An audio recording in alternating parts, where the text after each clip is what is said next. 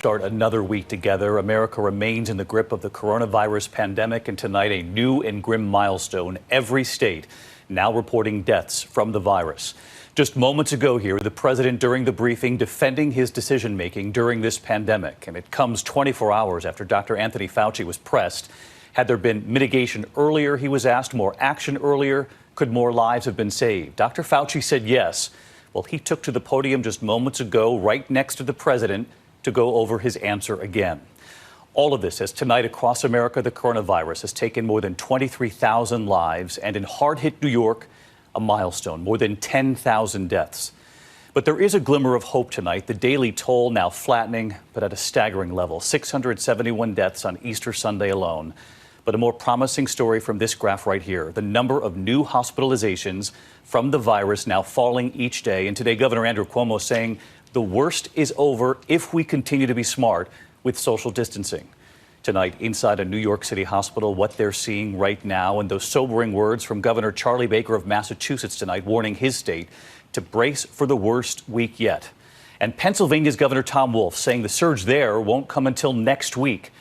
And as I mentioned, on top of this devastating outbreak, the deadly tornado outbreak on Easter Sunday, more than 30 dead across several states. This tornado in Brooksville, Mississippi.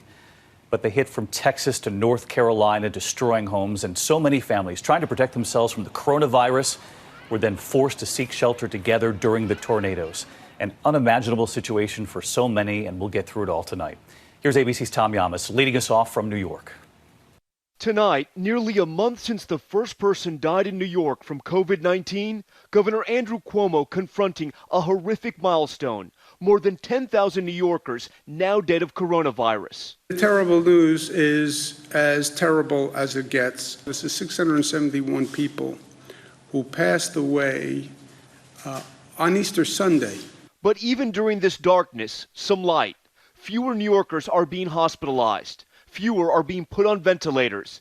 And though the death toll remains staggering, now fewer people are dying. Those numbers say we can control the spread. Feel good about that. The worst is over. Yeah, if we continue to be smart going forward. At Mount Sinai Hospital in Queens, Dr. Eric Bluttinger has seen a change. Just 1 week ago, the hospital was besieged. I'm about ready to walk into the ED. We'll see what the situation's like. I heard that our volume is just exploding. Scenes like this played out in ICUs around the city. Things are just totally crazy right now. Everyone is COVID positive in these hallways. All you hear is oxygen. But when we spoke to Dr. Bluttinger today, he too was sounding encouraged. Certainly, it does feel like we are slowly turning the corner. But as New York cases plateau and major cities like Philadelphia level off, other parts of the country are seeing spikes. In Massachusetts, Governor Charlie Baker with a warning. I want people to realize that today is the beginning of what we expect is going to be a very difficult period. Among the hardest hit, the elderly. More than 800 people have died in Massachusetts, and nearly 45% of them in nursing homes. My dad's in one of those facilities, so I take this stuff pretty seriously. The virus now claiming lives in all 50 states. In Chicago, a somber procession for a firefighter. In New York City, word 21 teachers have died. And across the country, grocery store workers, now essential to all of us, paying a terrible price. Their largest union now reporting at least 30 have perished. This is about life or death. Workers are being exposed and they are dying. In South Dakota, one of the nation's largest pork processing plants shutting down after nearly 240 workers tested positive. But weeks into this crisis, the conversation now turning to how and when the country can reopen. The governor of Texas was blunt. This is not going to be a rush the gates. Everybody is able to suddenly reopen all at once. The CDC director saying the first step is widespread testing, something that is not yet available. We're going to need to have that aggressively employed as we begin to reopen. Governor Cuomo also preparing for his state to take the next step. You'll start to open that valve on the economic activity, and you'll turn that valve very slowly. And while you're opening that valve, watch the meter. What's the meter? The meter is the infection rate. And if you see that infection rate start ticking up, which would be undermining everything we have accomplished thus far, then you know you've opened the valve too fast. New York now banding together with 6 other states to develop a joint plan to reopen the East Coast. Out west, the governors of Washington, Oregon, and California forming a similar strategic alliance. But in the nation's capital, President Trump, who resisted calls to impose a national lockdown, tweeting that when it comes to reopening the country, it's the decision of the president.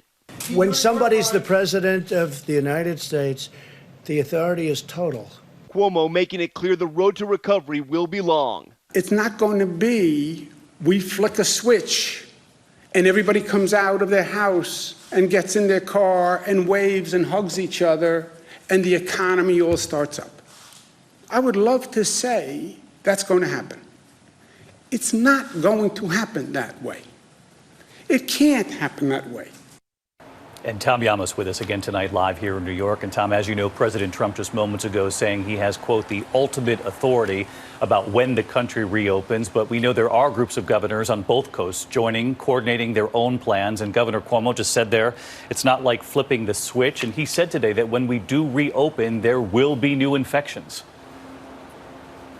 And David, that's the big fear between a lot of governors right now. They don't want to see new spikes. I was on a conference call with 6 governors from states like New York, New Jersey, and Pennsylvania. They all want to work together. They want to work with the president, but they say they're ultimately responsible for their own states. Out on the West Coast, there's that coalition of 3 states, Oregon, Washington, California, and tomorrow, the governor of California is saying he will release a detailed plan when he wants to reopen the California economy. So many in that state are going to be looking forward to that news. David? All right, Tom Llamas leading us off on this Monday night. Tom, thank you.